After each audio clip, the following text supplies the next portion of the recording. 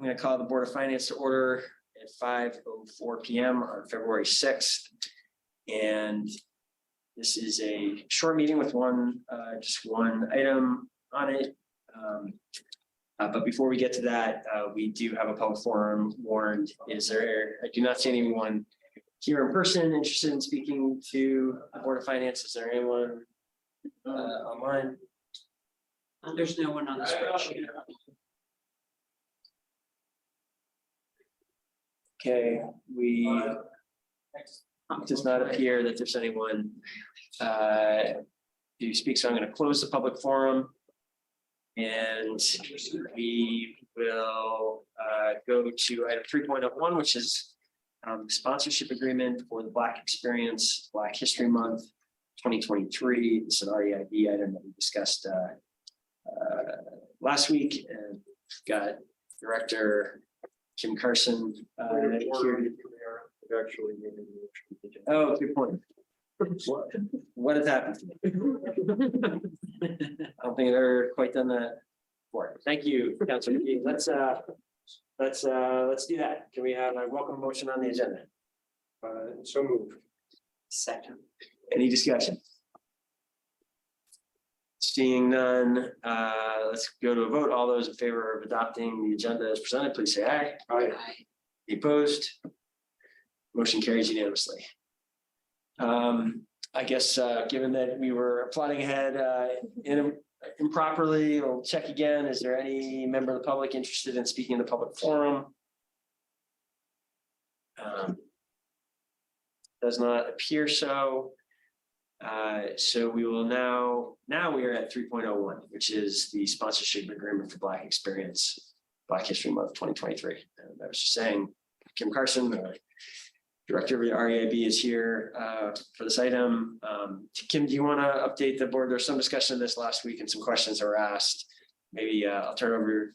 Could you share kind of a quick summary of the discussion of the last week, or kick us off in this discussion now?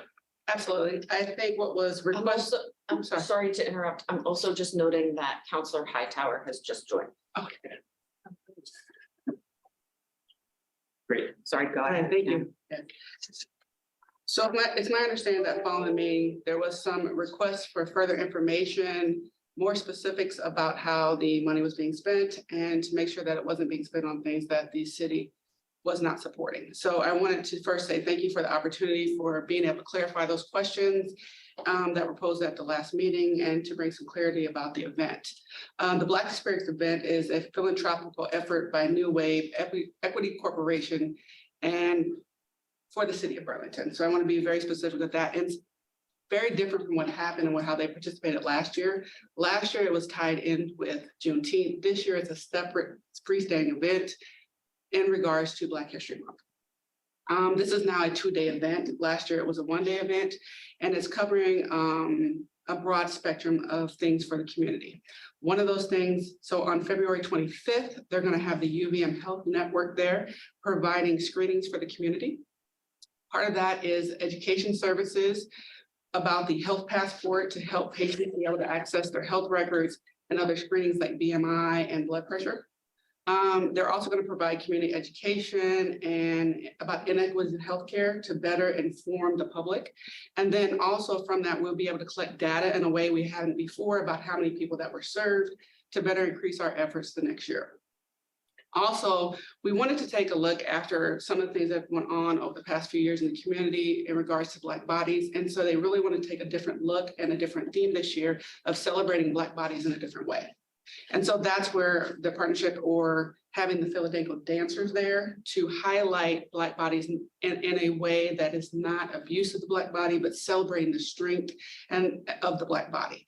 And so with that, we also want to partner with local artists to share their experiences. So there'll be conversation about that. And there's also not just the performance for the Philadelphia, they're also going to work with and talk to different community groups and discuss the history of their dance court and how they came to be in Philadelphia as a response for not having the access historically to marginalized communities in Philadelphia. The next day, they're going to come back and do another presentation and another opportunity to engage with the community.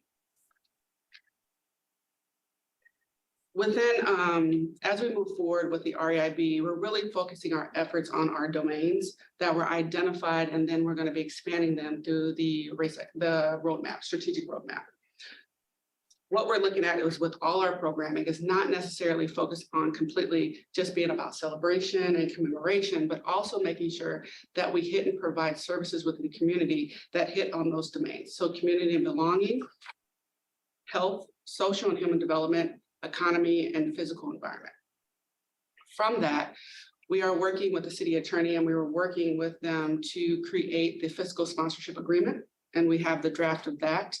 And that specifies what specifically those funds are being used for outlined. And so it's the $15,000 for the venue costs, $10,000 for marketing and promotions, $20,000 for supplies, vendors, and organization, and then $30,000 to the Philadelphia Dance Troupe and local Black artists. All right, thank you for your time. Great, thank you. Thank you for providing the additional information. I think it gives a fuller picture of the city's sponsorship here. President Paul. Thank you. So I had asked both Kim and Catherine if an amended motion language could be posted. That's posted under public comment. Just to get us started, I would move that amended motion language for this agenda item.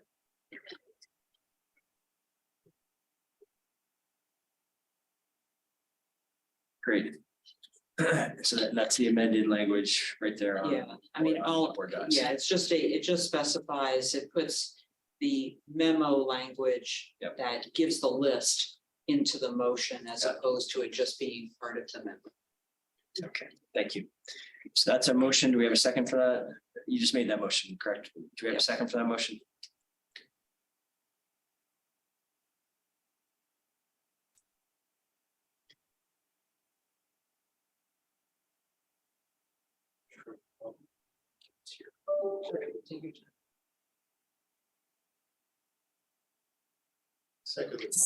Sorry, can you just clarify what the change? If you look at board docs, Councilor Hightower, you can see that the original, it details what the $75,000 sponsorship is going towards in a way that the original motion did not. Is the main change? Is that? I just copied the list from the memo that's right above the motion language where it details. So actually, Kim you just listed all of the items. Okay, and we don't see an issue with this in terms of like balancing stuff. Staff feels like they can do that if it's 1,000 off or whatever. It doesn't have to come back to Board of Finance, correct? If the amounts should, I think what you're trying to say, Councilor Hightower, is if the amounts should change, for instance, the venue would go up to 16 and marketing would go down to 9,000. Like, are we pretty sure in the line item amounts? Yes. Great. Okay, great. Then I don't know if there's been a second, but I can second.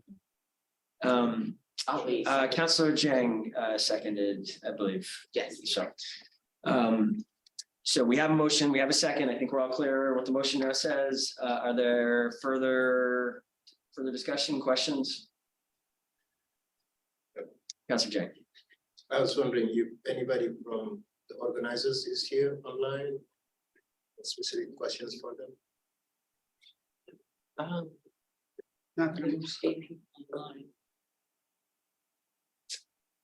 Not that I'm aware of, unless. Did you expect them to be? No. So I don't. Just a couple phone numbers. It's a little hard to see what they are, but.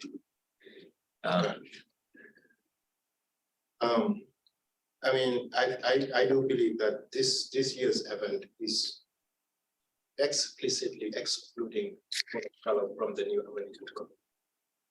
Because last year there were performers from the New American community and also BIPOC organization were also included in the programming. So I wanted to understand what is the reason behind that exclusion this year. And maybe you can answer or. To the best of my ability, I think last year, if I'm understanding, it was tied more to a larger celebration which included, it was about being integrated in Juneteenth. This one is specific to the federal observance of Black History Month, which is a very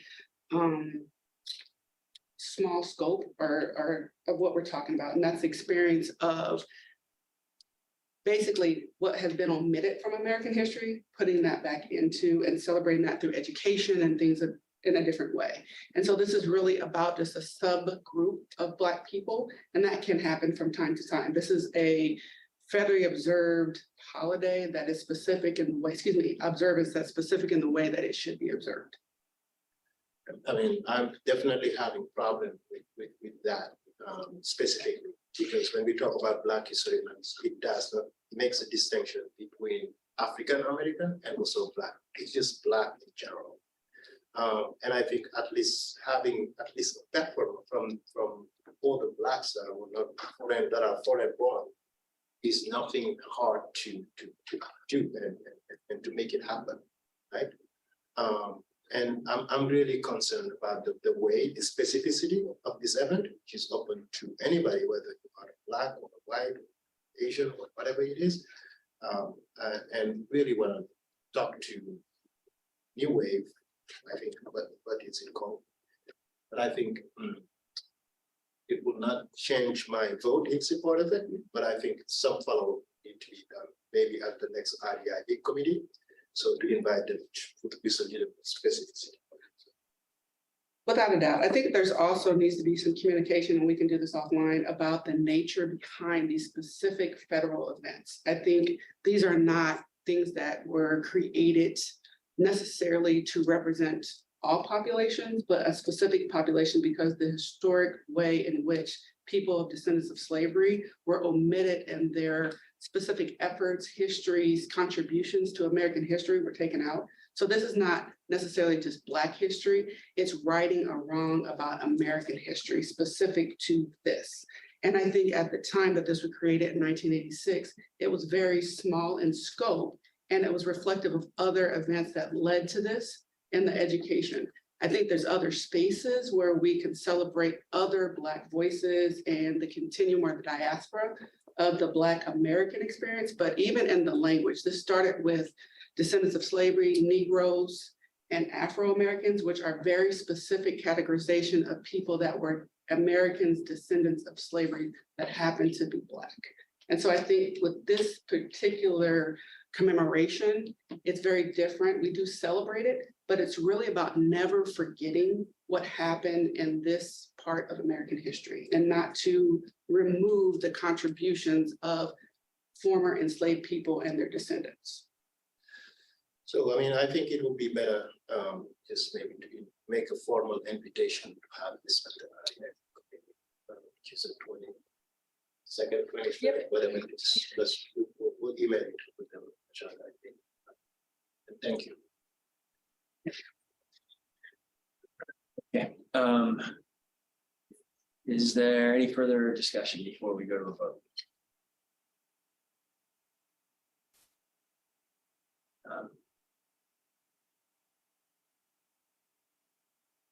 Councilor Jang, appreciate your points. I know the department wants to make sure, what the department's responsibilities certainly include belonging and welcoming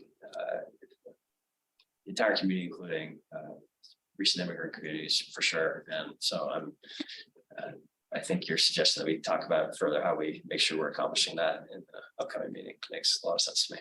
So, with that, we will go to a vote. All those in favor of the motion, please say aye. Aye. Is there any opposed? Motion carries unanimously. And thank you for the follow-up work. Thank you to the board for supporting discussion about this item. I think it's important clarification about what's happening here. And I'm glad that we'll have further discussions about where we go from here with the investments we make in events like this and making our community welcoming it for all. So with that, I think we have completed the warrant agenda. So if there is no objection, I will adjourn us at 5:19 p.m.